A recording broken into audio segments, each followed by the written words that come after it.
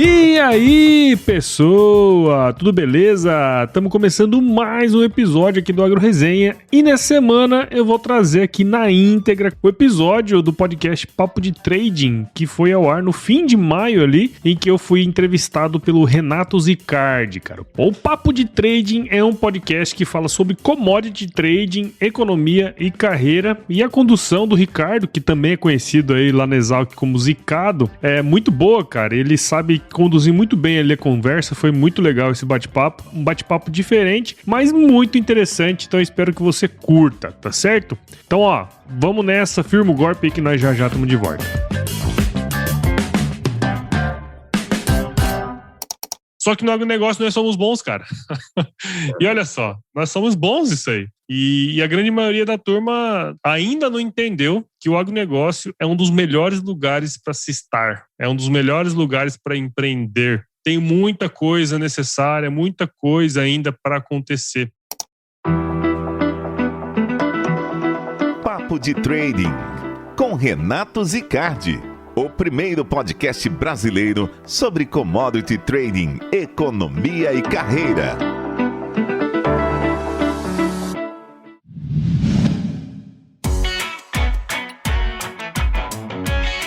Senhoras e senhores, hoje eu tenho o prazer de apresentar a vocês aqui no Papo de Trading o Paulo Ozaki, ele que é engenheiro agrônomo da gloriosa Exalc e fundador, né, e host aí do principal canal aí de podcast do Brasil do agronegócio, que é o Agro Resenha. Tudo bom, Paulo? Pô, Renato, muito obrigado aí, cara, pelo convite. É sempre legal participar de outros podcasts, né? Nesse mundo podcastal aqui. É sempre interessante trocar ideias, né? Trocar formas de gravar e entender como que os outros fazem também, né? Então, obrigado aí por me chamar aí, cara. Fico muito feliz, muito contente aí pelo convite. Imagina, o prazer é nosso. E eu tenho que abrir o coração aqui e dizer que eu sou um fã de podcast, né? E sempre ouvi muito, até conhecer o seu. E gostei bastante do conteúdo, né? Do podcast. E pensei, pô, eu também preciso entrar nessa. Eu sou, acho que, um dos principais consumidores de podcast do Brasil.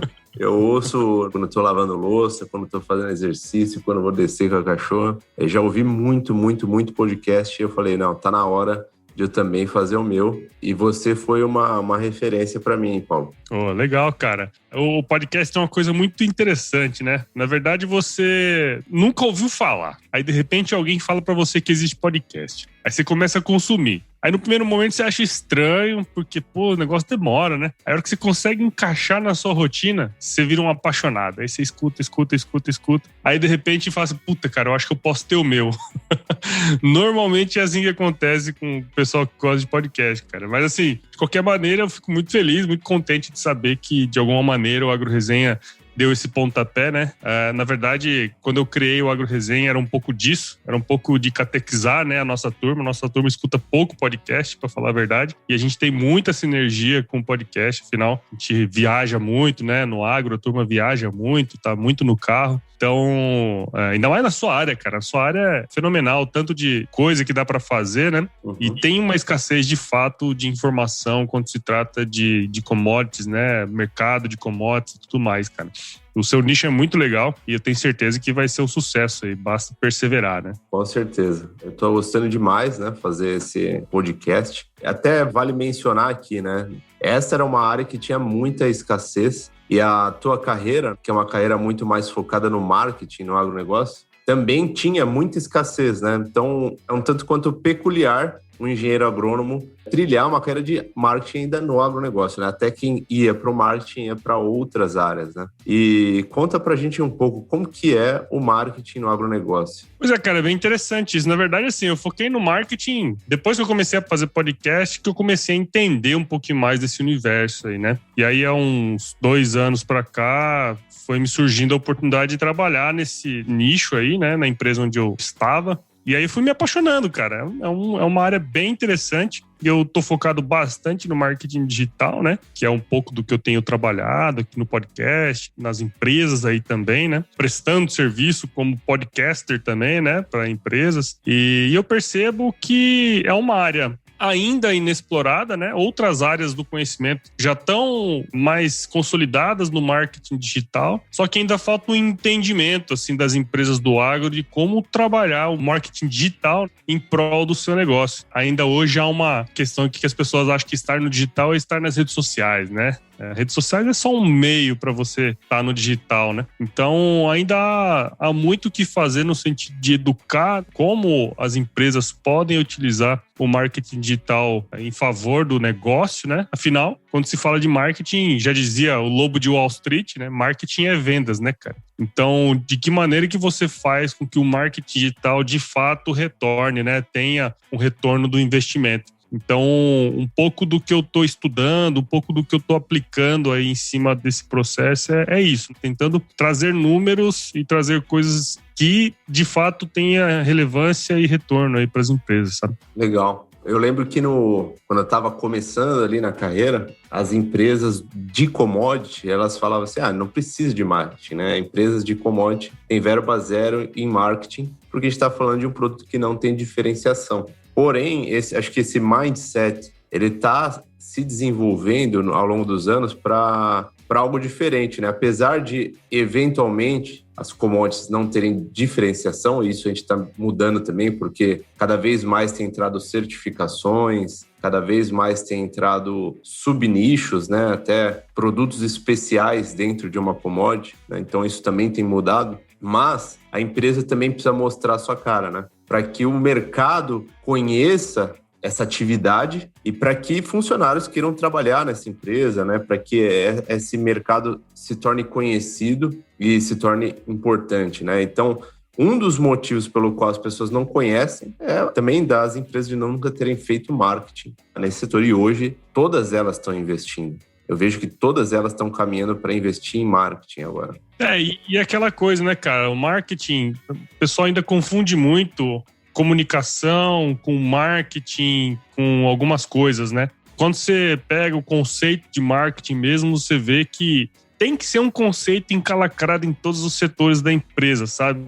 É um negócio meio que transversal, cara. Tudo que você faz, tudo que você age, tudo que você mostra tem a ver com marketing, né, cara? Então, assim, fala-se muito nesse sentido que você comentou, né? Pô, como que a gente vai trabalhar o marketing numa empresa que trabalha com commodity? No fundo, o jeito como você atende o produtor, o seu cliente, tudo mais, o resultado que você dá, tudo isso você pode transformar em marketing. E o marketing tá no meio de tudo, cara. Todo mundo tem que saber, desde o limpador da frente do escritório até o presidente, cara. Todo mundo tem que estar alinhado com os valores, né? E fazer isso, enfim, é marketing. Sim, né? Óbvio. A marca, antes de vender um produto, ela tem um porquê, né? Ela tem uma visão, um valor e etc. Exatamente. E o marketing é uma forma de você comunicar e vender essa marca, né? Seja por ideias, ou seja por produto, ou seja pelo modo de trabalhar. É interessante pensar dessa forma. E cada vez mais, não só o marketing, acho que outras áreas da empresa, elas estão sendo vistas mais como uma questão orgânica, como uma questão até como se fosse um corpo, né? A inovação tem sido dita nos últimos anos como um dos principais fatores de crescimento das empresas de diferenciação. E muitas empresas criaram áreas específicas de inovação. Só que ninguém melhor para inovar do que aquela pessoa que está no front de batalha, né? Que consegue ter ideias de como fazer mais e melhor. Então, a inovação, ela tem que estar no DNA de todo mundo da empresa. Assim como o marketing tem que estar no DNA de todo mundo da empresa. Óbvio, você pode ter um departamento de marketing, um departamento de inovação, mas no fundo, todo mundo deveria ter consciência e praticar um pouquinho, fazer um pouquinho a sua lição de casa, né? São tudo coisas que são transversais, né, cara, da empresa. Então, não tem como você... É que a gente tem... O ser humano tem essa predisposição a tentar compartimentalizar tudo, né? E quando, na verdade, a gente trabalha em um sistema, né? Quase que em rede, né, cara? Então, por isso que todo mundo tem que estar ligado quando se fala de inovação ou de marketing, todo mundo tem que saber as diretrizes e aí seguir. Show. E conta um pouquinho da tua carreira antes de entrar nesse mundo do marketing. Pois é, cara, eu sou aqui de Mato Grosso, né? Eu hoje estou em Cuiabá, minha família é aqui de Cuiabá, né? De Mato Grosso. Na verdade, eu fui para São Paulo em 2004, fiquei lá um ano e aí em 2005 eu entrei na escola, né? Na Exalc. Cursei agronomia lá e, na verdade, toda a minha vida acadêmica e o início da minha carreira, eu fui para a área da zootecnia, né? Eu trabalhei com pecuária de leite na área técnica, né, há alguns anos. E aí, no final ali da graduação, surgiu uma oportunidade de trabalhar no CPEA, você conhece muito bem. Então, eu entrei no CPEA para trabalhar com o mercado de leite. E ali no CPEA eu fui tendo oportunidades, né, cara? E aí, por ter uma base técnica bacana aí na pecuária, acabei assumindo a cadeira ali de curso de produção, da área de pecuária de leite mesmo, né? Foi aí que começou tudo, porque acabei tendo oportunidade de rodar o Brasil inteiro. A gente tem um projeto que o CPEA toca em conjunto com a CNA, né? Que é o Campo Futuro, e a gente fazia levantamento de custo de produção no Brasil todo, cara. Então eu tive a oportunidade de visitar 17 estados do país, conversando com produtores de leite, né? Isso aí foi um negócio muito importante para mim, cara. Eu sou muito grato aí pelo CPEA ter me proporcionado isso, porque acabou que eu conheci um Brasil que quase ninguém conhece, sabe? É um Brasil que tá no interior, né? As pecuárias de leite, se for ver, as bacias leiteiras são no interior. Então, pude conhecer todas as regiões do Brasil. Isso me abriu muito a cabeça no sentido de entender um pouco a mente do pecuarista, né, na época. Isso aí ajudou demais a complementar a formação da minha opinião técnica, né. Depois disso, eu tive a oportunidade de ir trabalhar no Pará. Eu brinco com todo mundo que essa oportunidade de trabalhar no Pará surgiu, assim, numa conversa que eu tive com um professor. Em 2 meses da primeira conversa, eu tava lá no Pará já, né? E eu brinco que eu fui pra lá só pra conhecer podcast. Porque não deu certo. Eu fiquei lá uns 3, 4 meses só. Não deu muito mais do que isso. E foi lá que eu conheci o glorioso Dindim, nosso doutor, que é o host do Exalcast, inclusive, né?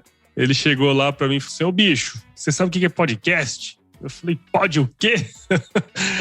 Aí ele me ensinou o que era esse negócio, cara. E aí foi quando começou toda essa paixão por podcast, né? Eu comecei a escutar e comecei a entender um pouco melhor da mídia, né? Então eu digo que eu fui pro Pará só pra isso. E aí, na volta do Pará, eu trabalhei numa empresa de nutrição animal aqui, né? A Nutripura. Fiquei pouco tempo também na Nutripura na época, uns 6 meses. E aí eu voltei pro que eu gostava, né, de trabalhar, que era com o mercado. E aí surgiu uma oportunidade para trabalhar aqui no Instituto Mato Grossense de Economia Agropecuária, né? O IMEA, aqui em Mato Grosso. Vamos dizer assim, é quase que o similar ao CPEA, só que focado só em Mato Grosso. E ali eu pude, é outro lugar, assim, que eu tenho uma paixão, assim, um carinho, uma admiração muito grande pelo trabalho, porque ali eu me desenvolvi muito como pessoa, como gestor, né? Foi a primeira vez que eu me tornei gestor de fato em uma empresa, né, cara? Então ali eu trabalhei com o mercado de boi, né? Fazendo análise de mercado de boi. Aí logo depois eu fui para gerência de projetos. Aí no final acabei ficando lá como gerente de mercado, coordenando todas as cadeias produtivas do Instituto. E aí, final de 2018, início de 2019, eu voltei para a Nutripura, aí para assumir uma posição mais estratégica na empresa, num projeto específico, e comecei a trabalhar com marketing. Foi aí um pouco do que eu comecei a fazer lá e do que eu tô fazendo hoje, né? Foi meio que um gatilho, uma coisa chamou a outra. Então, falando assim hoje, parece que foi interessante, né, cara? Eu gostei muito da minha trajetória, porque eu meio que fui caminhando em tudo, né? É um pouco do meu perfil. Sou um pouco curioso em várias coisas. Eu fui me encalacrando. Nesse meio tempo, me envolvi com startups, com essa parte de inovação. Fazia parte de uma comunidade de empreendedorismo aqui em Cuiabá. Né? Dentro da empresa, acabei puxando algumas questões de inovação. Você falou do departamento de inovação, né? Dentro da empresa, acabei puxando muita coisa relacionada à inovação, a parte de criação de startups, de modelos de negócio. Então, cara, na verdade, no fundo eu sou um curioso aí, gosto de fazer um monte de coisa. Nossa, e é um pouco da história aí, cara. Essa é a carreira mais diversa que a gente já ouviu aqui no nosso podcast, Paulo. Tem que confessar aqui. Nasceu da parte técnica e foi ali para uma área mais financeira, né, mais administrativa, e chegou no marketing. Eu gostei que você falou do empreendedorismo, né, que eu gosto demais, né, e me chama muita atenção. É importante que o ouvinte saiba, né, o empreendedorismo, ele tá na veia.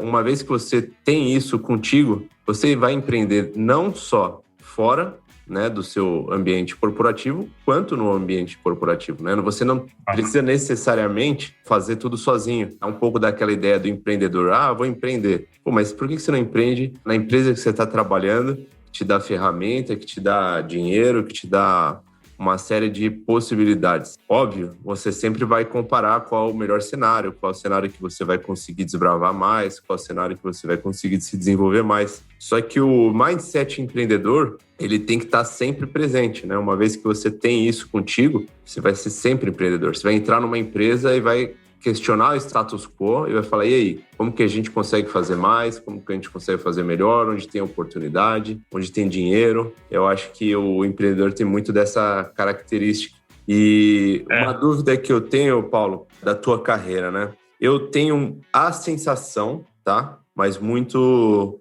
do que eu ouço, muito do que eu vejo, de que no agronegócio, entre os elos trading house, agroindústria e produtor, que são os principais elos, o setor menos profissionalizado seria o produtor. Você acha que é realmente isso? Você que esteve aí no campo de batalha mesmo, no front, no Mato Grosso, no Pará, falou com os produtores. O que você enxerga desse espectro do agronegócio em termos de profissionalização?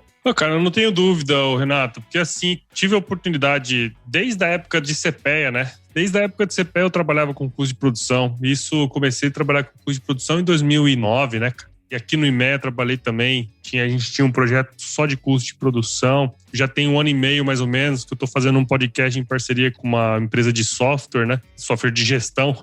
E as ideias que a gente troca vai muito nesse sentido. Então, assim, para mim não há dúvidas de que o produtor, o elo da produção primária ali é aquele que ainda está muito atrasado no quesito gestão. Mas eu vejo cada vez mais uma mudança significativa nesse lado.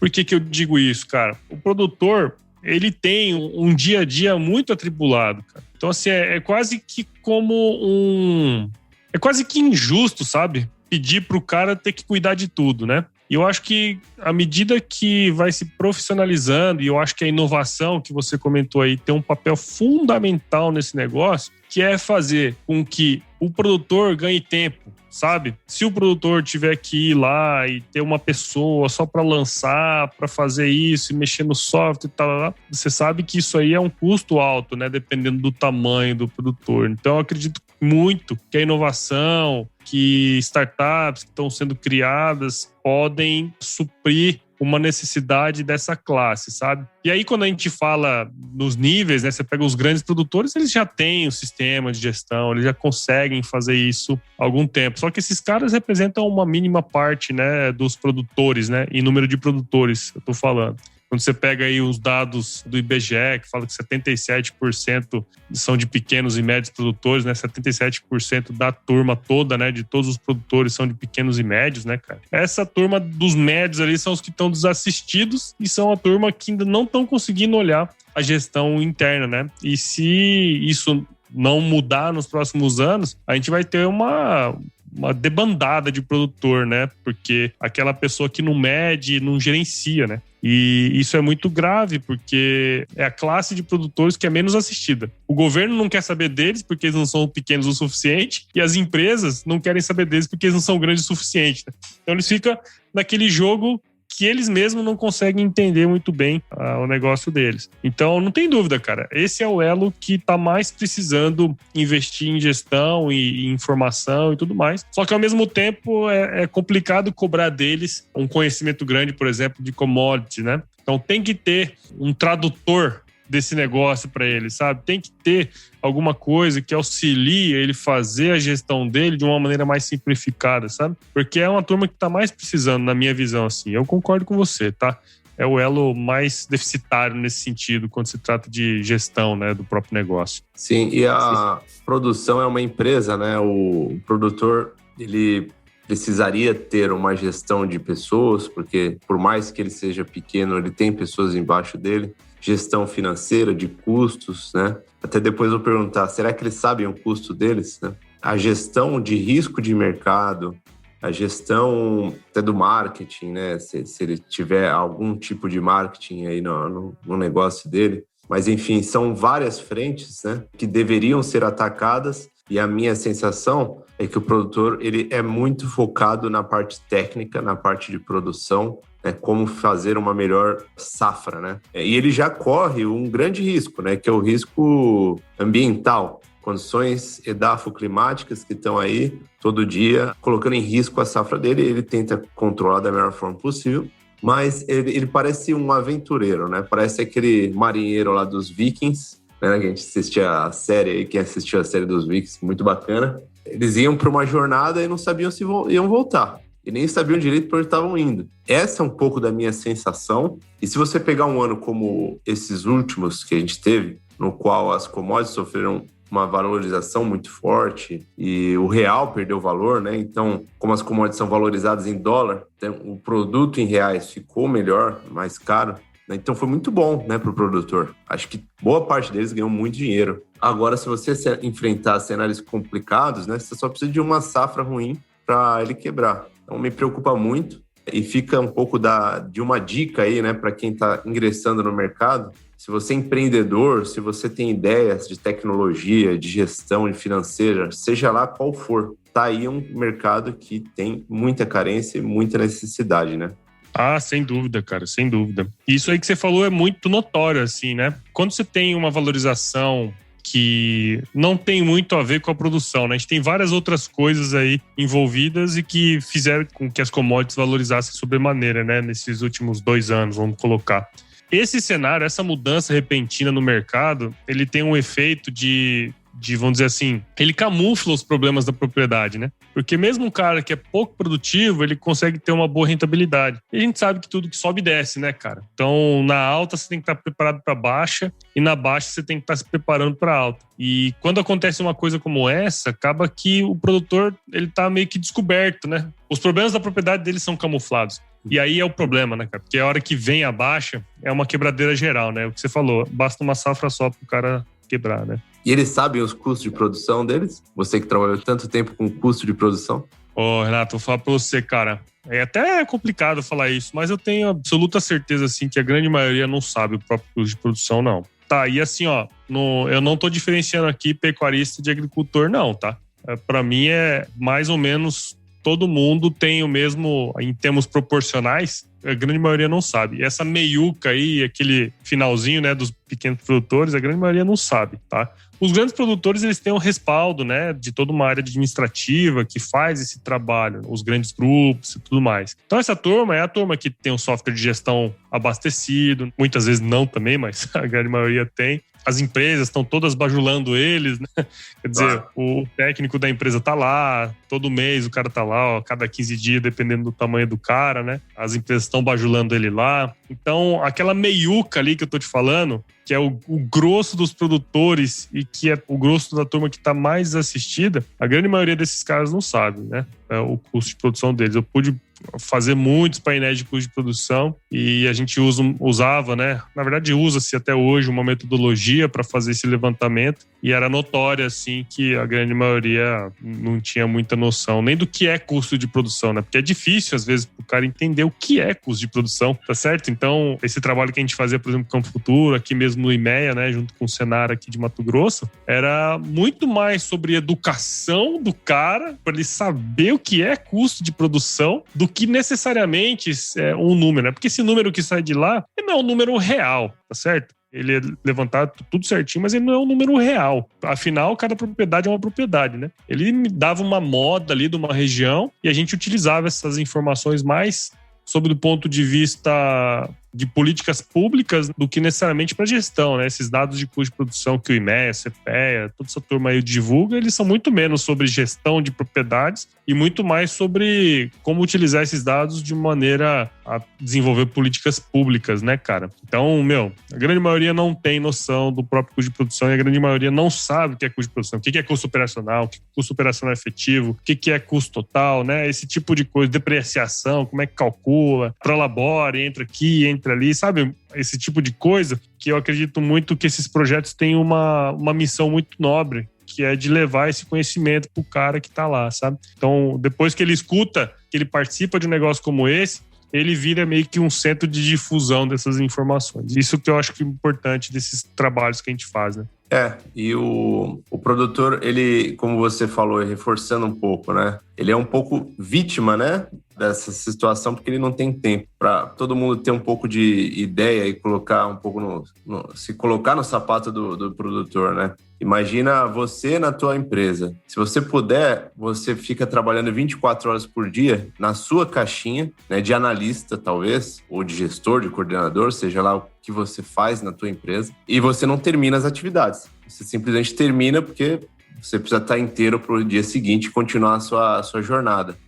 Agora, imagina um produtor que toca um negócio inteiro sozinho. Então, obviamente, tempo para ele é um ativo ainda mais escasso do que para nós que estamos ouvindo aí esse podcast aí. Então, para quem vai se aproximar desses produtores para oferecer soluções, você precisa ser criativo, né? Como que eu agrego valor? Eu preciso agregar valor para ele e liberar tempo para o produtor para resolver esses problemas dele, né? Não é uma missão fácil, não é simples, né? Ninguém tem aqui uma fórmula, um método, mas obviamente precisa de muita inteligência e criatividade para você conseguir ofertar uma melhor solução para o produtor.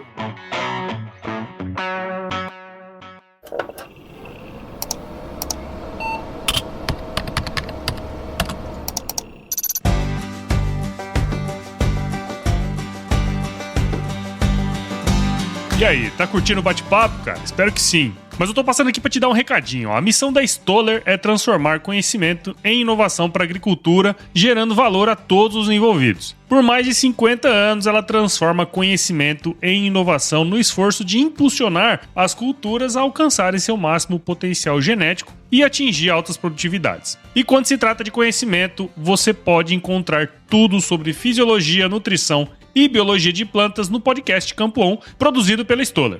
Lá, um time de especialistas aborda assuntos relacionados às principais culturas agrícolas e, como você já sabe, você pode escutar quando, onde e como quiser. Aprimora o seu conhecimento no site da Stoller, o www.stoller.com.br. Lá você vai encontrar vários artigos técnicos e o link para assinar o podcast Campo On no Spotify. Lembre-se de seguir a Stoller no LinkedIn, Instagram, Facebook e YouTube. É só procurar por Stoller Brasil. Isso é inovação, isso é Stoller.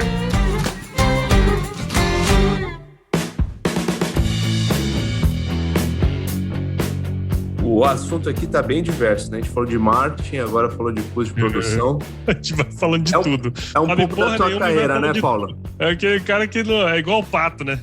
Não nada bem, não voa bem, não faz nada bem. Não faz nada bem. Não, faz tudo, não faz nada bem. É uma referência pra gente, Paulo. E se você puder fazer um raio-x aqui bem macro, tá? Não é muito justo, mas um raio-x macro aí do agronegócio, principais dificuldades, desafios, né, e oportunidades aí para os próximos anos. Eu sei que você falou da questão do produtor, mas de uma forma mais macro, o que você enxerga? Cara, eu vejo que o agronegócio, a gente como brasileiro, né, falando bem a real, assim, a gente tem que entender que o agronegócio é a nossa vocação, né? Assim, é o que nós fazemos de melhor, cara. Querendo ou não, o pessoal pode estribuchar e falar o que for, mas o agronegócio é o que nós temos de melhor. É o que a gente sabe fazer bem. Então, a gente tem que entender que esse é o principal caminho nosso. A nossa indústria vai de mal a pior, né? A gente tem uma péssima competitividade, a produtividade dos nossos trabalhadores ela é menor do que a grande maioria dos países. Só que no agronegócio nós somos bons, cara. E olha só, nós somos bons isso aí. E a grande maioria da turma ainda não entendeu que o agronegócio é um dos melhores lugares para se estar, é um dos melhores lugares para empreender. Tem muita coisa necessária, muita coisa ainda para acontecer. Eu, nesses últimos 2 anos aí, mexendo um pouquinho mais nessa área de marketing, eu já comecei a perceber que existe um gap enorme, cara, de prestadores de serviço que entendam o processo do agronegócio, sabe? Que entendam o processo das cadeias produtivas, né? Muitas vezes você vai e enxerga que um prestador de serviço que vende determinada solução e chega no timing errado no agricultor, por exemplo, no pecuarista, né? Vai lá no cara em janeiro, quando o cara tá colhendo, sabe? Uns conhecimentos básicos que às vezes a pessoa acaba não compreendendo, né? Quer dizer, como que você vai oferecer um produto para o cara em janeiro, fevereiro, no pico da colheita, né? Então você tem que tomar esse tipo de cuidado aí.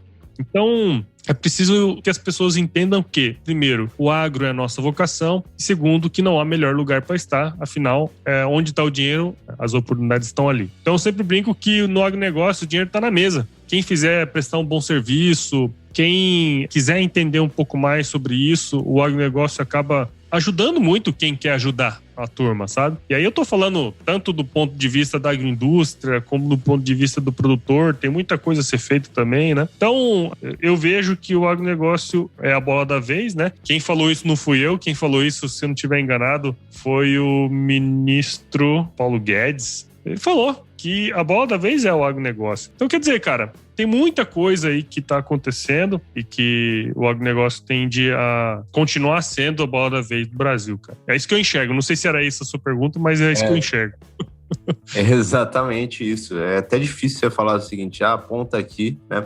Assim, parece que apontar no agronegócio você já vai acertar, né? E os números falam por si só. 20% de crescimento no ano passado, foi um ano terrível, né? O ano de 2020. A gente está falando de 30% aí praticamente do PIB do Brasil. E se não fosse o agronegócio na nossa balança comercial, o nosso câmbio teria ido para 7. O que faz entrar muito dólar no Brasil é realmente a exportação agrícola, né, desses produtos primários.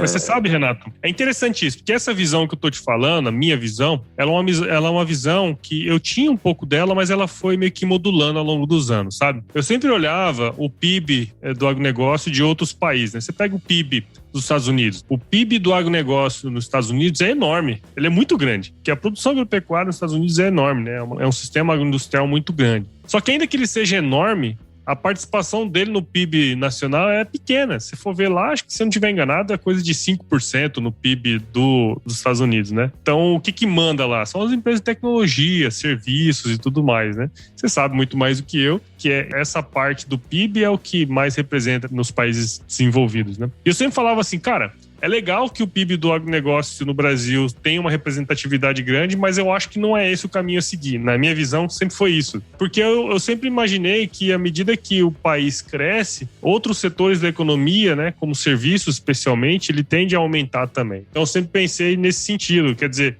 eu sempre falei que eu queria que o PIB do agronegócio ele fosse uma representatividade menor, mas que ele continuasse crescendo, sabe? Porque se outras áreas crescem, tudo vem a reboque, sabe? Mas hoje eu já modulei um pouco a minha visão em relação a isso. Eu acho que o agronegócio, de fato, é a bola da vez, é a nossa vocação. Se o agronegócio acabar sendo, vamos dizer assim, a maior parte do nosso PIB, tá tudo bem, sabe? Porque vão ter os agroserviços que vão vir junto, né? Cada vez mais tá rolando o desenvolvimento de tecnologia aqui no Brasil, né? A gente sempre foi um importador de tecnologia no passado, e aí a gente começou a desenvolver algumas tecnologias agrárias, né? Se for pegar o plantio direto, várias outras coisas aí que foram desenvolvidas aqui no Brasil. E eu tenho visto aí um movimento muito forte de tecnologias mesmo aplicadas ao campo que está começando a ser desenvolvidas aqui, porque o pessoal, a hora que traz as coisas de fora para cá, percebe que aqui é muito diferente, né?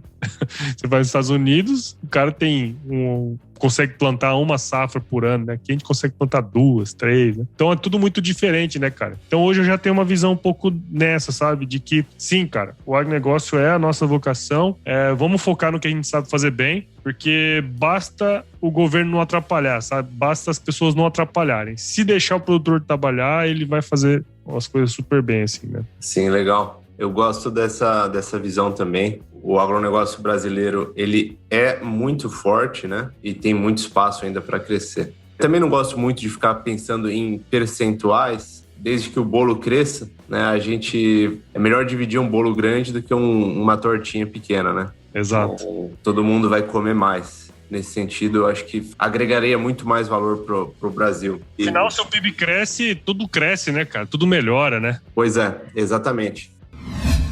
E a gente está chegando ao fim aqui, infelizmente, mas eu não gostaria de sair daqui antes sem te perguntar um pouco de características pessoais suas, até gostos, né? Eu sempre gosto de perguntar qual uma característica sua, um soft skill que você emprestaria aí para os nossos ouvintes, que você acha que te trouxe até aí, que foi o seu diferencial, né? O que você diria?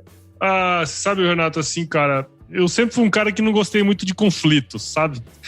Então, eu sempre fui muito boa praça, né? Sempre gostei muito de respeitar mesmo, né? As opiniões, as pessoas e tal. Nunca entrei em fla-flu, né? Como diz o outro. Mas uma coisa assim, essa pergunta que você fez, eu tentei refletir um pouco sobre ela, né? Até um pouco do trabalho que eu tenho feito no AgroResenha também, né? Eu sempre tive uma boa habilidade para trabalhar com gente, sabe? Apesar de alguns momentos ser bem, bem estressante, né? Você trabalhar com gente é gente, né? Você sabe muito bem. Só que eu sempre tive uma facilidade de compreender um pouco das necessidades, né? Dos outros.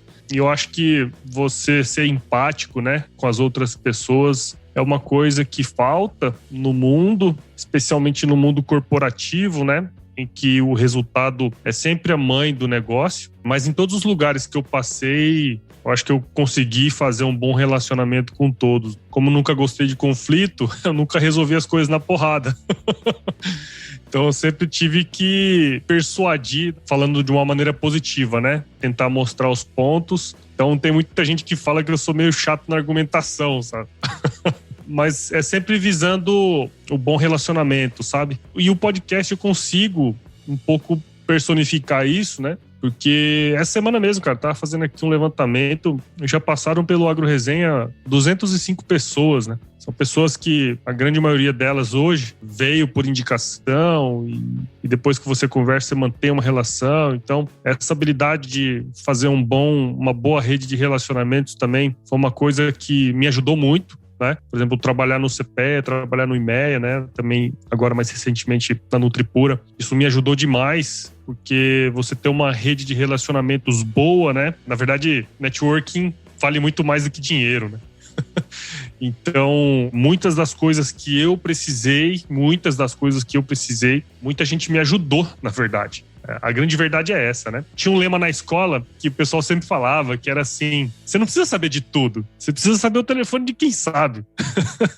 E eu levei isso muito a ferro e fogo, cara. Eu sempre tentei conhecer um pouco mais, né, das pessoas e não ter vergonha de, no momento que eu precisava de uma ajuda, ligar. Então, no início tem um pouco de vergonha ali, especialmente quando eu comecei o podcast, né? Mas você percebe que as pessoas sempre estão muito dispostas a te ajudar. Então, se fosse para deixar aí algumas soft skills, eu pensei sobre isso, né? Eu acho que essa habilidade de se relacionar verdadeiramente, né? Não é nada forçado, acredito.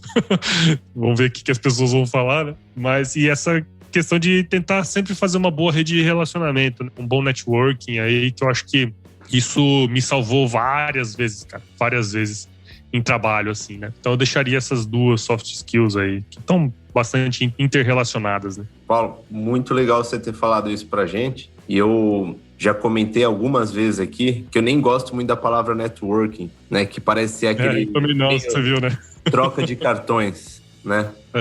E eu gostei muito do que você usou, rede de relacionamento. E quando a gente fala de relacionamento, é quase um casamento, né? Que é super difícil, né? A parte empática da coisa é você ter respeito, é você confiar, é você ser leal, é você entender o outro, né? É melhor ter um bom relacionamento do que 5 cartões ou 20 cartões de outras pessoas. Porque essa pessoa você pode contar com ela, você pode criar parceria, você pode crescer junto. E isso, assim, tenho certeza que não só eu não preciso, dispensa exemplos, é só você refletir na sua vida com quem você construiu coisas boas. Foram com relacionamentos e não com contatos. Um exemplo aqui muito recente, foi até engraçado. Eu estava precisando fazer um negócio, desenvolver um negócio ali na minha empresa e eu não sabia nem por onde começar. Aí eu conversei com uma pessoa que eu conhecia, um parceiro meu, e falei, cara, me dá o caminho das pedras. Ou você conhece alguém que pode me ajudar? Ele, fala com tal empresa. Eu não sei, nunca fiz esse negócio, mas eu sei que essa empresa faz esse negócio. Nessa outra empresa, eu conheci alguém que eu tinha um bom contato, ainda não desenvolvi um bom relacionamento. E falei, olha, eu preciso desenvolver esse negócio. Vocês têm esse fornecimento, né? Vocês têm esse produto? Olha, você vai ter que falar com fulano de tal. Esse fulano de tal está tocando exatamente esse produto. Aí ele me passou o contato. O contato era Pedro. Quando eu mandei uma mensagem, fala Pedro, tudo bom? Eu estou desenvolvendo esse negócio, sou Renato Zicardi, tal. Ele, zicado? Não é que é meu apelido Exalc. Aí eu olhei assim, Pedro. É o Pedro, é o Brasil 1. É o Pedro Campos. Falei, porra, não acredito, cara. E é um puta parceiro meu, é um puta relacionamento que a gente tem já de anos. Assim, a velocidade que a gente já conseguiu chegar no negócio, mas foi muito rápida, muito rápida. Assim, porque você quebra várias etapas, né? Já confio, já é uma pessoa que eu sei que tá pro-business, já é uma pessoa que eu sei que vai ter recíproca, é uma pessoa que não vai querer me sacanear. Então, assim, junto com esse relacionamento, já vem várias coisas que encurta muito o caminho, facilita muitas coisas. Então, esse foi um exemplo que aconteceu essa semana, que foi muito legal você ter trazido isso. E num outro podcast, o Marcelo Escorel, que é um fenômeno aí do mundo de trading, ele falou do bom trader, né? Que às vezes você nem tem um time de research, né? Às vezes a empresa não tem dinheiro para pagar um time de research. Mas se esse trader tem um bom relacionamento, ele faz exatamente aquilo que você falou, Paulo. Ele liga para quem sabe e consegue a informação. Que às vezes o time de research demoraria até mais tempo para conseguir a informação. Mas se tiver um bom trader que tem um bom relacionamento, ele consegue a informação. E para você tomar a decisão. Não é igual a ter um baita de um time de research, mas você resolve, né, o problema. Então, cara, que dica, super dica mesmo. É isso aí, cara. E assim, e até puxando nesse lado, né? Às vezes a gente tá na faculdade, né? Na escola lá, como a gente estudou e tudo mais. A gente, na verdade, a gente é muito jovem para pensar nisso, né? Mas você deve lembrar, né? Que sempre tem o cara que é o chatão, né? Ninguém gosta do cara. E tem o cara que todo mundo gosta, né? E pouca gente pensa nisso quando entra na universidade, né? Quando entra na faculdade, que a partir daquele momento você já é o profissional, né? Você vai se tornar no futuro. E aí você acaba não pensando nas atitudes que você vai tomar. Quer dizer, imagina se você pega e liga pro Brasil 1 e o Brasil 1 te acha um PNC, né? Cara, acabou. O contrário, né? O contrário. O contrário, exato. Entende? Então, assim, as pessoas acabam esquecendo que mesmo ali é o lugar onde você começa tudo, né? A sua vida profissional e tudo mais. Então, é esse olhar um pouco mais atento, né? Que, de repente, vai te abrir portas na frente, cara. Eu fico, assim, eu sou muito feliz em dizer que hoje eu tenho acesso, cara. Eu consigo conversar com as pessoas. Isso me proporciona muita coisa boa. E é rede de relacionamento, né? Não é networking, não. É, legal. É um lema. Muito bom. E deixa aí umas dicas aí de livros e podcasts, além do Agro Resenha e além do Papo de Trading. Legal, cara. É assim, eu tô numa pira violenta, assim, de ler, sabe? Acho que eu comecei muito tarde a ter o hábito da leitura, né? Mas nesses últimos anos aí eu tenho lido alguns livros bons, cara. Eu tenho focado ultimamente em ler biografia, sabe? Então, eu acho que a biografia é o caminho mais curto para você aprender algo que alguém já errou muito. Então, eu tô relendo agora recentemente, até semana passada eu comecei a ler esse livro, que é a biografia do Leonardo da Vinci, né? Que foi escrito pelo Walter Isaacson. Li recentemente os 2 volumes da biografia do Churchill. Fenomenal. Para quem gosta de entender um pouco da política e a estratégia por trás de uma grande guerra, né? O cara foi um líder de Estado na época e isso é muito interessante. Então eu li esses 2 volumes aí. Um livro que eu li, cara, recentemente também, que me surpreendeu muito, assim, porque eu gosto muito de rock.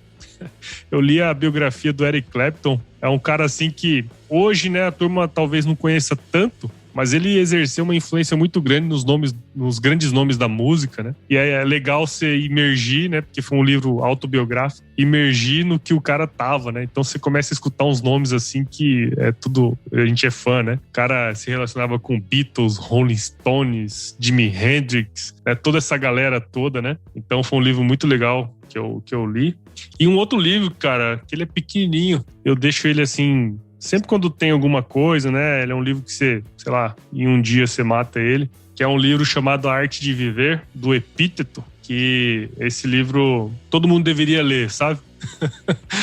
Em qualquer momento da vida, assim. Ele é um livro pequeno, mas cada vez que você lê ele, você consegue tirar um bom ensinamento dele, assim, sabe? Agora, com relação a podcast, puta, cara, eu escuto muitos podcasts, né? Tem um podcast que eu gosto mais, assim, que inclusive influenciou demais o AgroResenha, que é o Café Brasil, né? Do Luciano Pires, Café Brasil, e o Leadercast também é do Luciano Pires. Tem um podcast mais recente, que inclusive é de um grande amigo virtual que eu tenho, que é o do Luiz Borges, que é o Cachaça, Prosa e Viola. Cara, é aquele podcast que você precisa escutar pra contemplar, sabe? Pra quem gosta de música raiz, né? Ele é violeiro, tem uma dupla de viola, gosta de apreciar uma cachaçinha, né? É um podcast pra você escutar sem moderação, assim, sabe? A hora que você para, escuta, puta. Ele conta a história de várias músicas importantes da música caipira, né? Então, gosto demais desse podcast. Um outro podcast que eu gosto muito, e esse eu vou e volto nele sempre, que é o Like a Boss. Esse é um podcast muito bom, assim, que ele conversa com pessoas, CEOs, né, lideranças de grandes startups aí no Brasil. Então é sempre bom ter essa mescla, né? E o que eu tenho escutado ultimamente são mais esses, assim, sabe? Eu tenho escutado alguns podcasts das gringas aí também, mas é muito mais para me manter informado, assim, do mundo do podcast, sabe? Mas eu acho que é isso, cara. Já falei demais, né? Nossa, deu bastante dica, hein, Paulo? Eu vou até voltar depois aqui e anotar tudo, porque eu gostei muito da ideia de ler o Winston Churchill e do Leonardo da Vinci. Esse livro também, do Epíteto, parece ser bem interessante. É bom, né? Eu sei que você não me perguntou, mas vou dar uma dica. Você falou de um podcast bem leve, assim. Já ouviu o podcast do Inédita Pamonha? Não, nunca ouvi. Clóvis de Barros? Cara, é fenomenal. O cara consegue dar uma aula assim de filosofia, mas assim, numa maestria e numa simplicidade assim, que é aquele podcast que eu ouço quando eu quero descansar. Ele é muito bom. Descansando, você aprende uma coisa assim absurda. Ele acho que é o cara mais didático, mais brilhante que eu já vi no podcast. Pra trás, nem pra pegar impulso, né? Que o pai dele falou pra ele. Não, esse cara é fenomenal. Ele é muito bom. Muito bom. Vou buscar, depois você me manda aí o Like a Boss eu ouço também. Muito bom. Like a Boss é muito bom, cara. É muito bom. São episódios bem direto ao ponto, né? Mas que você, se escutar com os ouvidos bem atentos, você consegue tirar vários insights interessantes. Muita coisa do AgroResenha. O AgroResenha, ele foi sofrendo meio que uma mutação, né? Ao longo dos anos, assim. Porque à medida que você vai imputando mais coisa na cabeça, né? Vai escutando outros modelos, isso vai melhorando. Mas assim, o Leadercast e o Like a Boss teve uma influência muito grande no podcast nos últimos, vamos dizer assim, 1 ano e meio, 2 anos. Porque eu acabei explorando muito esse viés mais empreendedor da galera que eu venho falar, né? Muita gente trabalha em empresa e ainda assim consegue ser bastante inovador. Não só no sentido de negócios, né? Mas também no sentido pessoal, cara. Você consegue tirar muito ensinamento bacana, né? Então, são 2 podcasts, assim, que influenciaram e continuam influenciando muito o AgroResenha. O Leadercast, pra você ter uma noção, eu tô escutando ele do primeiro até hoje de novo, assim. Caramba! É um MBA, cara. É um MBA pronto, assim, pra quem quer entender sobre liderança e empreendedorismo, né? Muito bom, cara. Eu sou suspeito pra falar, né? Eu gosto pra caramba de podcast. Essa é a paixão do podcast. Você tá no Mato Grosso, eu tô em São Paulo, a gente tá aqui batendo um papo. Temos boa experiência aí no mercado, né? E experiências complementares. E quem tá em casa tá lá assistindo, ouvindo todo esse conteúdo gratuito. É muito bom, eu adoro.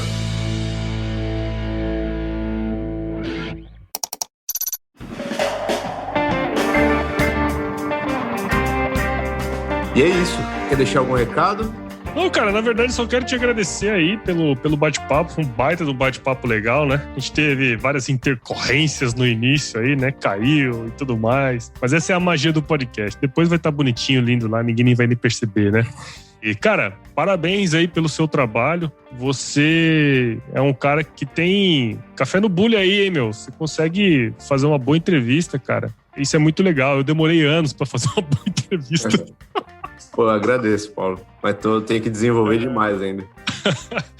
Mas, cara, parabéns aí pelo seu projeto, né? Eu sei muito bem como é tocar um projeto em paralelo, especialmente um podcast, né? Não é simples, não é fácil, tem gasto, né? Você acabou de comprar um microfone top aí. Então, são todas coisas assim que a gente faz porque gosta, né, cara? Então, e dá pra ver aí no seu olho aí que você curte fazer isso. Então, continue trilhando esse caminho aí. Parabéns pelo seu projeto. Tenho certeza que você vai levar muita informação boa aí pros seus ouvintes, né? Quem tá escutando aí do outro lado, com certeza saiu daqui com algum ensinamento. Então, cara, parabéns, só quero agradecer mesmo. E quem quiser seguir aí o Agro Resenha, estamos disponíveis em todos os agregadores de podcast, né? Tem o nosso site também, o www.agroresenha.com.br. Estamos em todas as redes sociais, como @agroresenha, é só buscar lá. Todas elas é da mesma maneira. Então, só agradecer mesmo aí, cara. Obrigado. Valeu, Paulo. Um grande abraço e é isso aí.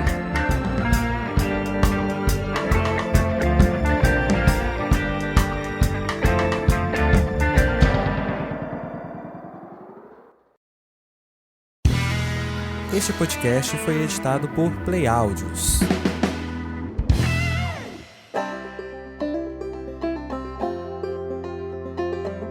Bom, espero que você tenha curtido esse episódio e foi muito bacana compartilhar aí com o Renato um pouco da minha experiência ao longo desses últimos anos, né? Não só com podcast, mas com várias outras coisas, né? Afinal, os assuntos aí foram bastante diversos. E eu acredito que essa é uma das principais marcas aí do Agro Resenha, né, cara? Essa diversidade de pensamento. Aproveita e já assina o Papo de Trading aí no seu agregador e compartilha esse episódio aqui com aquela pessoa que você tem certeza que vai curtir esse bate-papo. Bom, e lembre-se de indicar e assinar o podcast nos agregadores aí, os principais, né? Apple Podcast, Google, Spotify, Deezer, Castbox, a gente está presente em todos eles. Siga as nossas redes sociais lá no Instagram, Facebook, Twitter e o LinkedIn. Também entre no nosso grupo do WhatsApp, o nosso canal do Telegram, né? Ali a gente tá trocando muitas ideias boas e surgem várias coisas ali que são engrandecedoras, vamos dizer assim, né? E também escreve pra gente aí no contato @agroresenha.com.br se você achar que tiver alguma sugestão ou até mesmo dar uma canelada aí na gente, tá certo? E o Agro Resenha, como você já sabe, faz parte da Rede Agrocast, a rede de podcasts mais fofinha do agro do Brasil. Então, se você quer escutar outros podcasts do agro, é só acessar redeagrocast.com.br e seguir lá o resto da galera também, tá bom? E ó, fica com Deus aí, espero que você tenha curtido esse episódio e se chover, não precisa molhar a horta, hein? Tchau, obrigado!